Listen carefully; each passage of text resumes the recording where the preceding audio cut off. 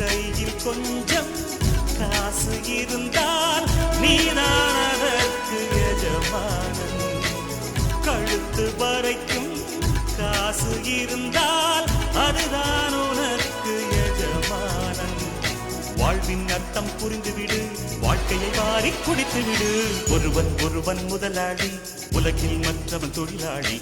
விதியை நினைப்பவன் ஏமாடி, அதை வென்று முடிப்பவன் அறிவாளி.